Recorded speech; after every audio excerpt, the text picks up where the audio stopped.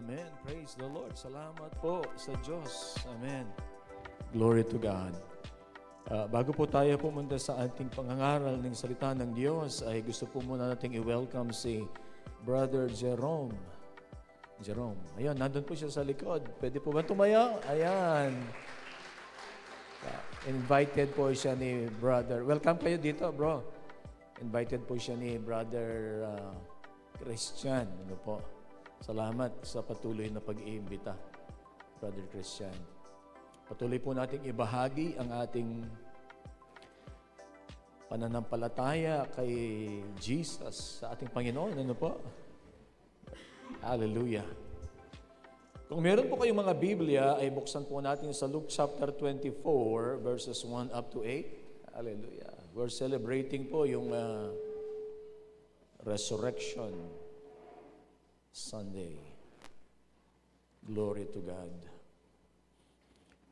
Ang sabi po sa Luke chapter 24, verses 1 up to 8, ay, on the first day of the week, very early in the morning, the women took the spices they had prepared and went to the tomb. They found the stone rolled away from the tomb, but when they entered, they did not find the body of the Lord Jesus. While they were wondering about this, suddenly 2 men in clothes that gleamed like lightning stood beside them. In their fright, the women bowed down with their faces to the ground, but the men said to them, "Why do you look for the living among the dead? He is not here. He has risen. Remember how he told you while he was still with you in Galilee, the Son of Man will be delivered over to the hands of sinners, be crucified, and on the third day be raised again." Then they remember these words. Tayo po'y manalangin. Nagpapasalamat kami, Panginoon, sa pagkakataon na inyo pong binigay, Lord, so that we can honor you and worship you. We give you thanks and glorify your most precious name. Salamat po, Panginoon, sa mga pagkakataong ganito. Lord, inihiling namin na ikaw ay kumilos sa aming mga puso, sa aming kalagitnaan. Panginoon, ikaw ang kumatagpo sa pangangailangan ng iyong mga anak. Inihiling namin, O Diyos, ang may pangaral ng tama ayon sa katotohanan, Panginoon, ang pangangaral ng iyong mga salita. Mapurihan ka, O Diyos, maparangalan ka sa pangangaral na ito. Hallelujah. Lord, we honor you and we thank you, Lord. This is what we pray in Jesus' name. Amen. Iko-quote ko lang po yung kinanta natin kanina, na po yung My Redeemer lives. It was quoted in Job chapter 19, verses 25 up to 27. Ano po sabi niya? I know that my Redeemer lives. Ayan. So, yan ang ating pong paniniwala. Ano po? At yan ang katotohanan. Ang pagkabuhay na maguli ng Panginoong Jesus, yan po ay cornerstone or foundation ng Christian faith. It symbolizes victory over sin. It not only symbolizes, it's an actual victory of Christ over sin, over death. And ito po ang katuparan po ng kanyang mga pangako. Ano po? Pinangako niya, nasabi niya, destroy this temple, and on the third day, and on 3 days, I will build it up. At maliwanag po ang sabi ay, iyon ay tumutukoy sa kanyang pagkabuhay na mag-uli. Ano po? This is our cornerstone of our faith. It symbolizes, and not only symbolizes, it's the actual victory ng ating Panginoong Jesus sa kasalanan, sa kamatayan, at pagtupad sa pangako ng buhay na walang hanggan. Amen. Ang mga mananampalataya ay binabase nila ang kanilang pananampalataya kay Kristo sa kung sino siya. Ibinabase sa kanyang mga katuruan, ibinabase ang kanilang pananampalataya sa kanyang buhay. Ano po? Kung sino siya, kung ano ang kanyang mga tinuro, kung ano ang kanyang ipinamuhay, kung ano ang kanyang mga claims, at dito po kung ano ang nangyari. Ano po? Sa kanyang resurrection. Ano po? Kung wala pong resurrection, all his claims, lahat po ng ito, kung sino siya, ang kanyang mga katuruan, ang kanyang buhay, mga claims po niya, mawawalan po ng kredibilidad kung wala pong resurrection. Bakit? Kasi sabi niya, on the third day, I will raise it up. On the third day, sabi niya, destroy these temples. Nasabi nga po, di ba, iyon ay patungkol sa kanyang pag-abuhay na maguli. Pagkatapos pala, hindi nangyari. Di yung claim niya, hindi totoo. But he actually rose from the dead. Praise God. Ano po? Actually, sinabi po yun ni Paul, ano po doon sa 1 Corinthians 15 verse 4, and if Christ is not been raised, our preaching is useless, and so is your faith. Walang kwenta ang pananampalataya daw natin dito sa ating paniniwala sa Panginoong Yesus if wala pong resurrection. But indeed, there is resurrection. At hindi po nawawalan ng kabuluhan ang ating pananampalataya. At totoo ang kanyang mga claims. At makapangyarihan ang kanyang buhay, ano po, na dapat nating sundin. The Lord Jesus indeed has risen. At ang Panginoon, indeed, He has trodden this world. Ibig sabihin, siya ay namuhay. Ano po? He is a historical person. Hindi po kathang-isip ang Panginoong Jesus. Hindi po siya fiction. Marami po o meron mga tao na nagkiklaim ng walang resurrection o kaya ino-oppose nila kasi nga imposible. At siya lang ang ganon. But it doesn't lessen the truth about resurrection. Kahit na mayroong mga hindi maniniwala, kahit na mayroong lalaban dito sa katotohanan na ito, hindi po mawawala ang kapangyarihan ng katotohanan na ito. Marami po ang mga convincing proofs that Jesus is alive. Ano po? He was seen by the apostles. Hindi sila nag-hallucinate. Ang tagal naman ng hallucination nila. Mga ilang beses nakita ang Panginoong Jesus. Hindi po ba? Mga ilang pagkakataon na nakita nila ang Panginoon. Hindi po sila nag-hallucinate. Mayroon bang grupo na mag-hallucinate? Halimbawa tayo, mag-hallucinate tayo lahat dito, isa lang yung nakikita natin. It's impossible. Kumbaga, kung mga claims na ganon, ano po? Hindi pwede. Naisa lang yung... What's my point? Ang point ay mayroong mga convincing proofs that Jesus is alive. He was seen by the apostles. He was seen by the many people na naniniwala. Ano po? The proof of the empty tomb. Ang sabi niya, He is not here. He is alive. Ano po? Patunay ang mga pananampalataya ng mga apostol. Kasi po, hindi pwede na ikaw ay mamuhay sa kasinungalingan. Ano po? Kasi ang claim ng iba na binayaran yung mga sundalo, ano po, na nagbabantay po doon, binayaran upang ipamalita na ninakaw ng mga disciples. Paano nila nanakawin? Ang takot na takot nga sila. Pagkatapos mayroong nagbabantay, mga sundalo. Don't they have the power, kung kine-claim nila that Jesus Christ's body was stolen, don't they have the power and authority to produce the body? And say, nandito, walang resurrection, patay ito. But they cannot produce the body.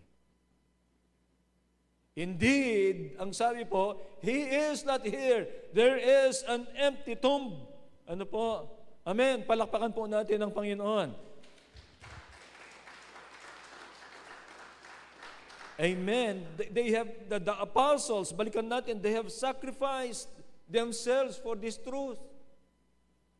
Kung ito ay kasinungalingan, doon sa kahuli-hulihan ng kanilang buhay, para itama ang kanilang mga itinuro, kung sila ay mga naniniwala sa Diyos, iko-correct nila, kahit doon man lamang doon sa kanilang mga bago sila mamatay. But indeed, they died a martyr's death. They all died a martyr's death. They were persecuted. At nag-stand sila doon sa katotohanan, ang sinasabi nila, Jesus Christ rose from the dead. At marami po, mga matatalino na they want to disprove the resurrection, they themselves became believers.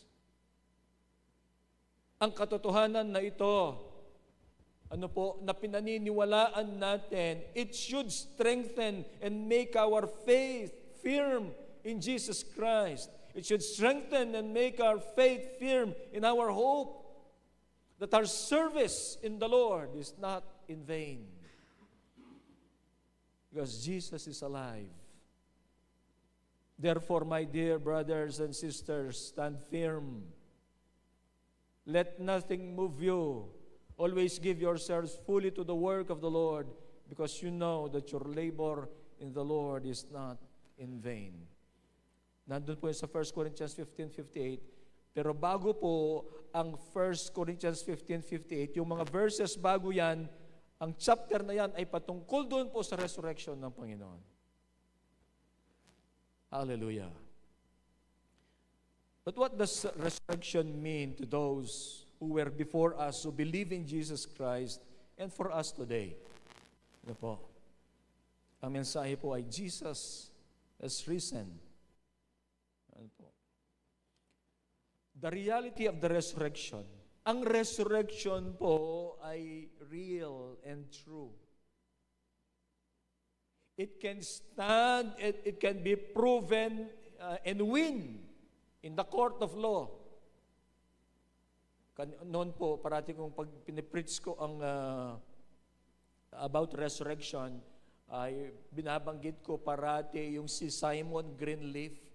Sila po yung mga nauna na nung nagbukas ng kurso ang Harvard University sa law. At yung kanya pong mga estudyante, mga mananampalataya, sinyalan siya. Gamitin natin yung mga batas. Tapos yung mga kung paano i-administer yung prosecution, mga ganon. And he was challenged by his students na gamitin yung mga patungkol sa batas. At patunayan na ang resurrection, it did not take place. Alam po ninyo, sa kanyang pag-aaral ay lumilitaw na siya po ay abogado, magaling na abogado, Simon Greenleaf. Napatunayan niya na mayroong resurrection. Convincing proofs, truths. At dahil po doon, siya po ay nanampalataya sa Panginoong Jesus. Hallelujah. Ang resurrection ay real. Ang resurrection ay true. It can be proven, it can stand, and it can win in the court of law. Ang empty tomb is historical and spiritual fact. Yung po kasing iba, sinasabi nila, spiritual lang yan. Kumbaga, walang bodily resurrection. Hindi po ganun ang katuruan natin. Hindi po ganun ang sinasabi po ng Biblia. Ang sinasabi po ng Biblia, kung sino ang napako doon sa krus, siya rin yung nag-resurrect po. Hindi lang siya yung namatay pagkatapos resurrected yung kanyang spirit. No, it's not that.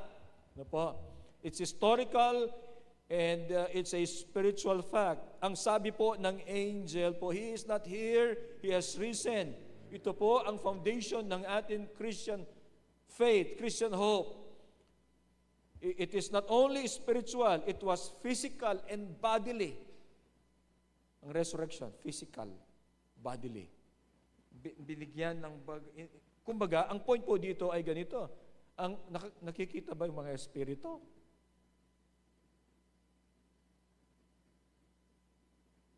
So it was physical and bodily. His actual body, the same one that was crucified, was alive again. Hindi po ba, sabi ni Jesus, sabi ni Thomas, hanggat hindi ko siya nakikita at hanggat hindi ko nawakan ang sugat, yung butas na iniwan ng mga pako, at yung sugat niya sa tagiliran, hindi ako maniniwala, sabi niya. Nagpakita ulit ng Panginoon. Nandun na si Thomas. Sabi niya, Thomas, halika.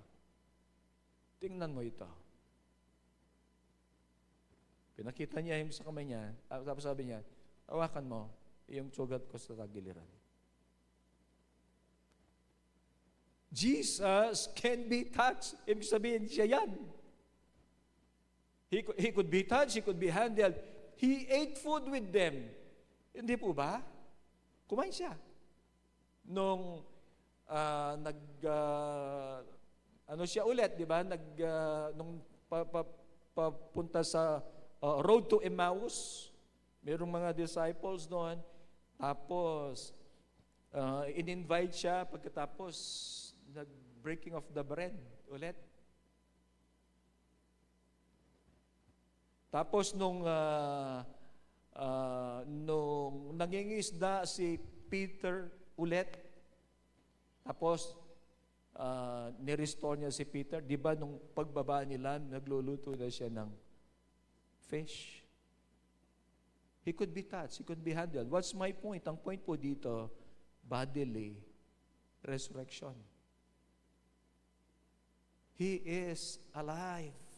Pero of course, hindi na po kagaya nung it's not flesh and blood anymore. It's a resurrected body that can outlast even eternity. At kung ang Panginoong Jesus, ganyan yung kanyang katawan, na for eternity, tayo rin po, we have hope that we will be resurrected bodily. Ang katawan ibibigay sa atin ng Panginoon ay it can last for eternity. Hindi po illusion lang. Hindi po siya nag-resurrect spirit or tapos nagkaroon lang ng mga illusions yung mga disciples. No. His resurrection was real. His resurrection was physical and He was visible. Ang pinapakita po nito, ang reality ng resurrection ay, this shows that God has power over real physical death. Kaya ng Panginoon, kaya ng Diyos, na kahit na yung mga namatay ay ibangon niya muli, buhayin muli. At tayo po, kung di pa darating ang Panginoon, and eventually we will die, we will be raised up to life just like the Lord Jesus Christ. Amen. Hallelujah. This is bodily resurrection. It's not just spiritual separation. It's not spiritual, it's not just that. Ang point ko po dito ay bodily resurrection yan. Real. It's the reality of the resurrection. Tapos, ang sabi po ng Romans chapter 6, verses 4 up to 5, we were therefore buried with Him through baptism into death, in order that, just as Christ was raised from the dead through the glory of the Father, we too may live a new life. Kagaya ng pagkabuhay na maguli ng Panginoong Hesus. Sa pamagitan ng Ama, tayo rin ay makapamuhay na mayroong bagong buhay. Sabi po, we too may live a new life. The power of resurrection. Ang kapangyarihan po ng resurrection, ng kapangyarihan na nag-raise sa Panginoong Yesus mula sa kamatayan, it is available to transform our lives today. Sasabihin natin, hindi natin kaya yung buhay natin na mabago. Hindi talaga natin kaya. But the Lord can transform our lives. Yung pong kapangyarihan na ginamit ng Diyos to raise Jesus from the dead, it is the same power available to transform our lives. Amen. There is no reason for our lives not to be transformed when we are in Christ. Ano po? Ang ibig sabihin ay, kung tayo ay nakay Kristo, definitely, tayo po ay magkakaroon ng transformation. Sa pamamagitan ng resurrection, believers are given new life. We are given freedom from sin, and we have a new identity in Christ. The power of resurrection. Imagine mo po yun, tayo lang, ang mayroong ganito, Kristiyano, ang Panginoon, siya lang po yung mga may claim na sabi niya, siya ay mabubuhay na maguli bago pa nangyari. Tapos nangyari. Hindi ba? Tingnan po niyo yung hindi naniniwala at kumukontra sa kanya. Sabi niya, pabantayan nyo. Pabantayan nyo yung pagwardya, yung tomb.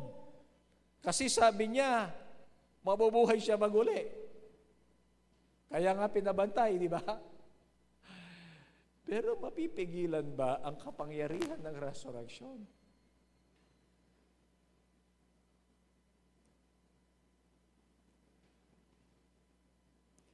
The power of resurrection, it gives us power to live the new life that we have in Christ. Ang ibig pong sabihin nito ay, God can bring back dead things back to life. Kung minsan tayo nawala ng pag-asa, dahil sa ating mga pangyayari sa buhay natin, mga kabiguan na nangyari sa ating buhay, mga heartbreaks natin, tapos isip natin, wala na tayong gana para sa future. But the Lord can always resurrect our hopes and our dreams. Amen. There is power in resurrection. Ang resurrection, binibigyan tayo ng kapangyarihan.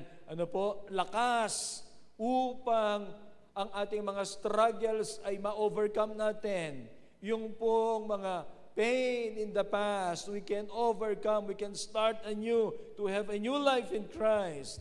And even facing the hardest seasons in our life, kung minsan po, hindi lang mga events, ang mga painful experiences natin, sometimes they are seasons.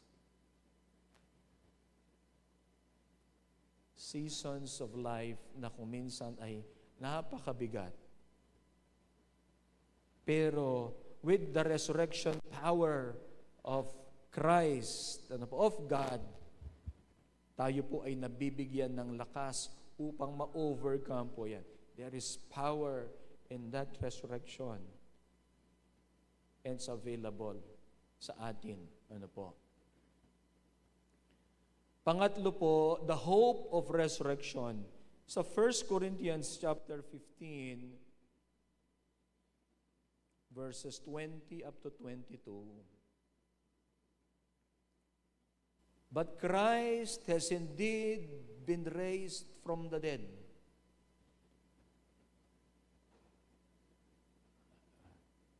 Basahin po natin yung verse 12 muna. But if it is preached that Christ has been raised from the dead, how can you say that there is no resurrection of the dead? Ito rin ay argumento po ni Paul. Pinapatunay niya, merong resurrection. If there is no resurrection of the dead, then not even Christ has been raised. And if Christ has not been raised, our preaching is useless and so is your faith. Bakit pa tayo magbabahagi ng pag-ibig ng Diyos? Bakit po tayo magbabahagi ng pananampalataya natin?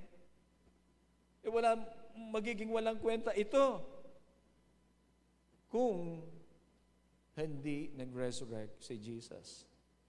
And if Christ has not been raised, our preaching is useless and so is your faith. More than that, we are then found to be false witnesses about God, for we have testified about that God raised Christ from the dead. But He did not raise Him,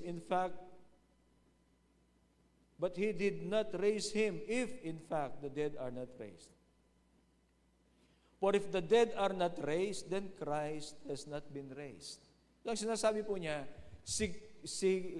kung tayo ay hindi naman pala magre-resurrect, o kaya yung mga pinaniniwalaan nila na hindi magre-resurrect tayo. Sabi niya kahit si Kristo hindi. Pero ang point po niya rito, paniwalaan natin ang resurrection na yan. Si Jesus Christ nag-resurrect, tayo rin. So, huwag kang maniniwala na, si Jesus nag-resurrect, tayo hindi. Hindi po ganon. If Christ resurrected from the dead, tayo rin, magre-resurrect from the dead. For if the dead are not raised, then Christ has not been raised either. And if Christ has not been raised, your faith is futile. You are still in your sins. Wala raw kwenta ang pananampalataya kung tayo po kung walang resurrection. Then those also who have fallen asleep in Christ are lost. If only for this life we have hope in Christ, we are of all people most to be pitied. Tayo na ang pinakakawawa. Verse 20. Ito, bibigyan niyo ng emphasis. But Christ has indeed been raised,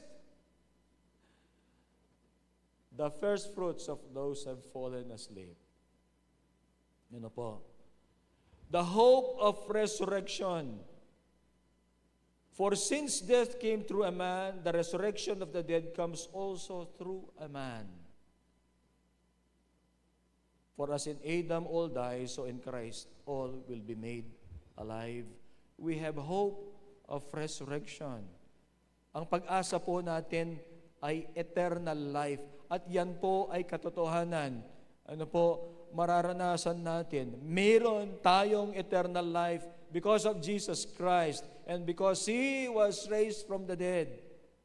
Ang resurrection po, it guarantees eternal life for all believers. Ulitin ko po. The eternal life or the resurrection guarantees eternal life for all believers. I have eternal life. You have eternal life. To our faith in Jesus Christ at ang Panginoong Jesus, yung kanyang mga claims, He is God. He is the mediator between God and man. Pinalakas po ito, pinatotohanan po ito ng resurrection. Hallelujah.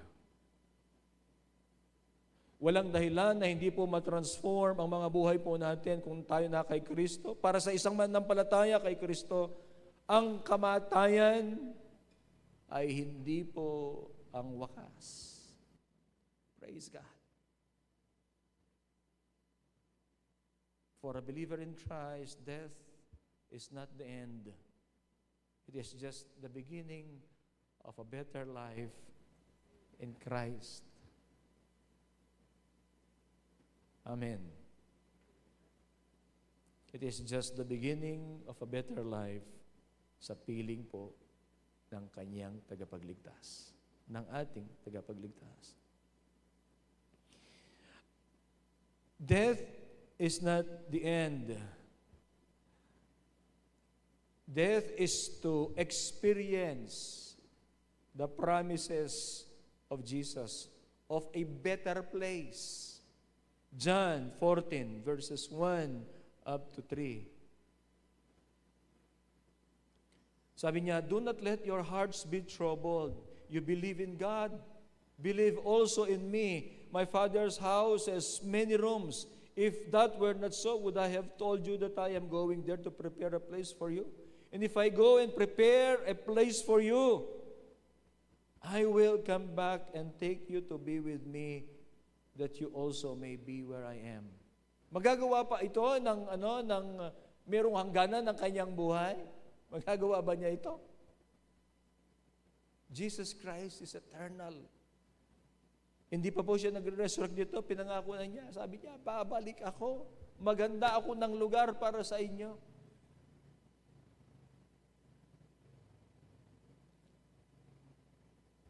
Para sa isang mananampalataya, death is not the end.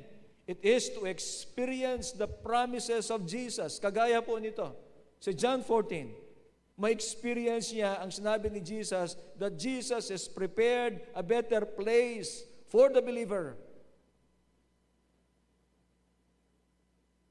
At tayo po yun, mga nananampalataya kay Jesus. Magsimula ang better life with the believer or with the Savior. Experience the promises of Jesus of a better life and a better place. Hallelujah. Death is a defeated enemy. Makapangyarihan ba ang kamatayan? Oo, makapangyarihan. Sino ang makakapigil sa kanyang kamatayan?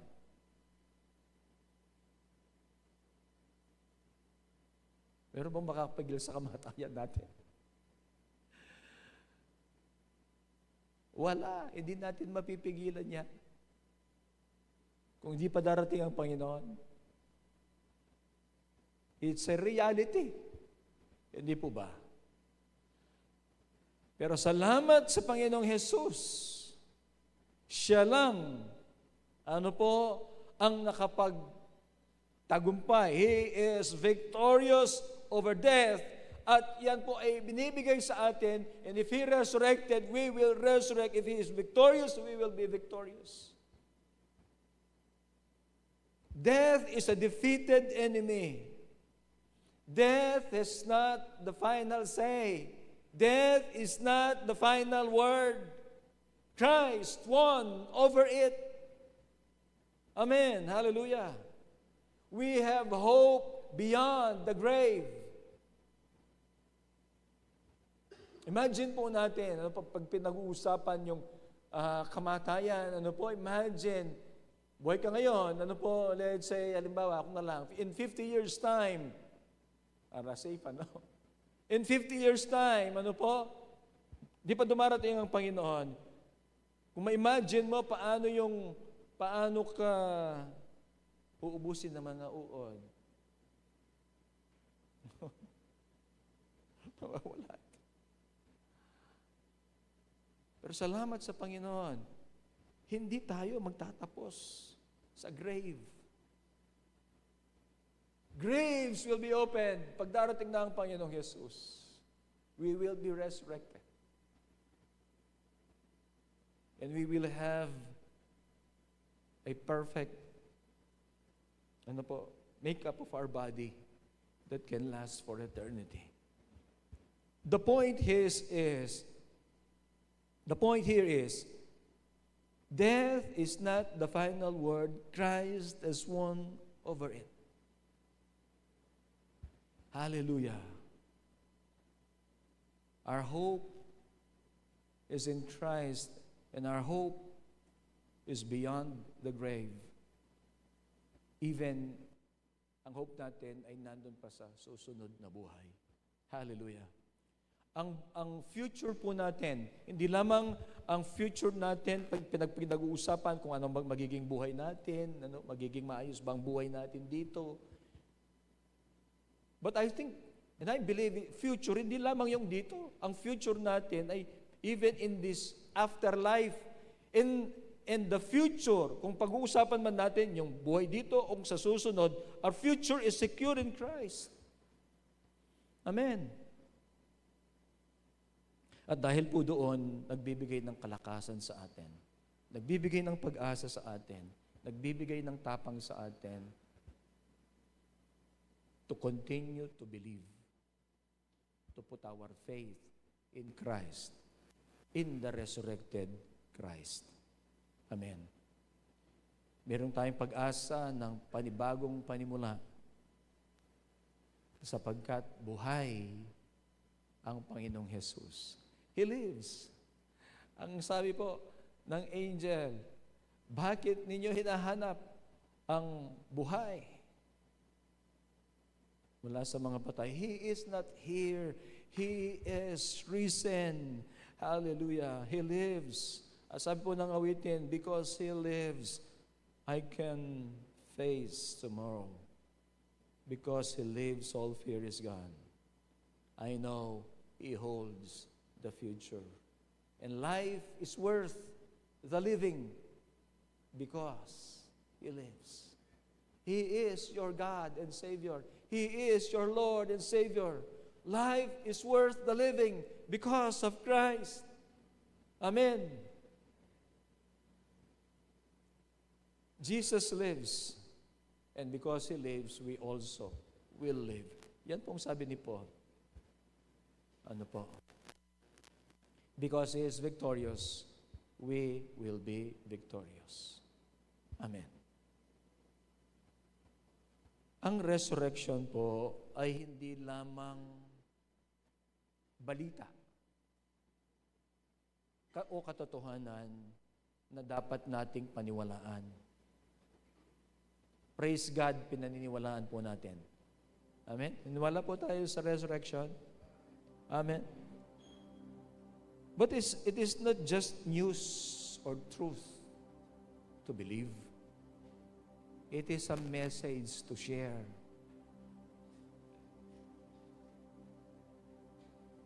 It is a message to share. Tayo po ay tinatawag upang maging witnesses of the risen Christ. Binanggit ko po kanina yung mga disciples. Alam ba ninyo, ang simpleng mensahe po nila, ang buod, ganito. Ang gospel, ganito. God from heaven came, He lived among us, gave His life para bayaran yung ating mga kasalanan. And He rose again. That's the simple gospel. And that is the message of the apostles. At yun ang message ng mga nauna po sa atin. And they died for that message. They died. Marami. Ano po? Tayo po ngayon, tinatawag din to be witnesses of the risen Christ. Po. Ang ating paniniwala sa resurrection, it shows, of course, our belief, and it should affect our attitudes, our priorities, and our mission. How does it affect us? Our faith in Christ, His resurrection. It should affect our attitudes. Ang attitude natin ay dapat nakaangkla dito at ang attitude natin ay maayos. At siya ang priority natin. Ano? Siya ang priority natin. At yun ang mission natin na ibahagi po si Jesus Christ. Ano po? It is a message to share. Are we willing to share the message of Christ and His resurrection? Sana po. Ano? Ibahagi natin. Tayo pong lahat ay tumayo.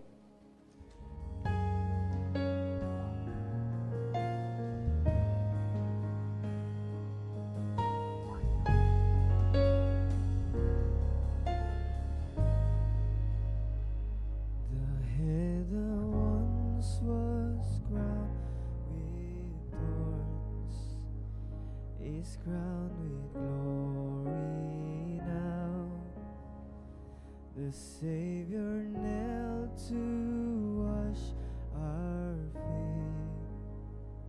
Now at His feet we bow.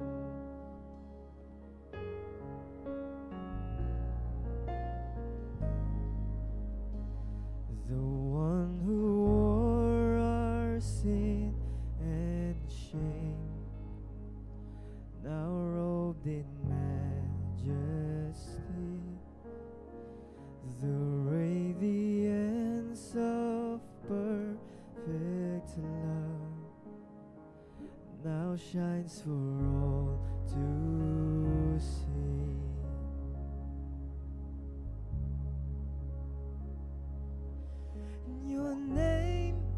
Your name is victory. No praise will rise to Christ our King. Your name is victory. No praise will rise to Christ our King. Hallelujah. Purihin ang Diyos. Salamat po. The fear that held us now gives way to Him who is our peace. His final breath upon the cross is now alive and there. Your name There is victory in your name. no praise. Salamat sa pagkabuhay na magaling. Pura baharaka shanderere. Hallelujah. His Purihin ang Diyos. victory, no praise. Baraka na We rise to Christ our Salamat King. po. By Your Spirit, by Your Spirit, I will rise from the ashes of the King King. of Kings. The resurrected Resurrected King, resurrected me. Jesus. Hallelujah. In Your name I come alive to declare Your victory. The resurrected King King of is Kings. by Spirit, Resurrected King. by Your Spirit Jesus. I will rise. Hallelujah. The resurrected King is Jesus. resurrecting me. In Your name I Our King come is alive alive. to declare Your Salamat victory. po. The resurrected King is resurrecting me. Praise God. Yeah. Resurrected King. He Oh, hallelujah. resurrected me. Oh, nabaharaka siya. Oh, Salamat po. Jesus. Hallelujah. Salamat, salamat. Glory to your name.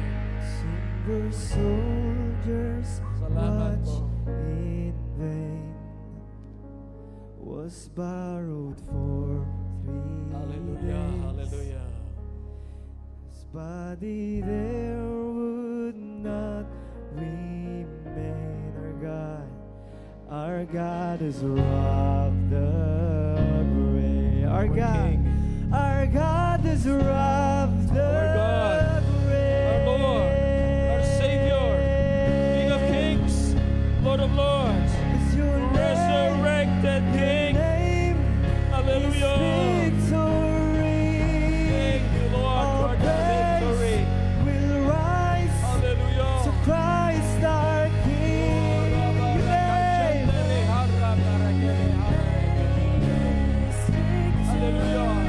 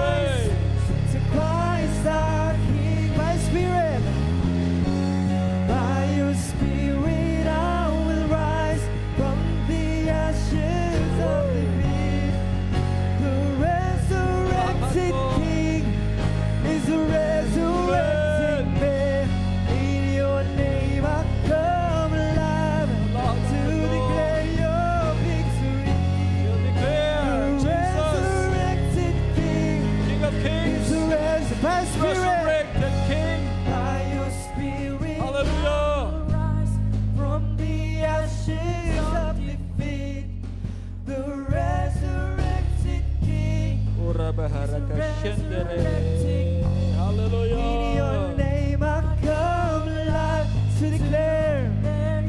We declare your victory. Resurrected King. Resurrecting me by your spirit I will rise from the ashes of defeat. Hallelujah. Yes, Lord, resurrecting me. In your name I come alive to declare your victory. The resurrected King is a resurrected King. The resurrected King is a resurrected King. Is a resurrecting man. Purihin ang Diyos. Let us worship. Worship. Let us worship Jesus. Hallelujah. Hallelujah. Hallelujah. Hallelujah. Hallelujah.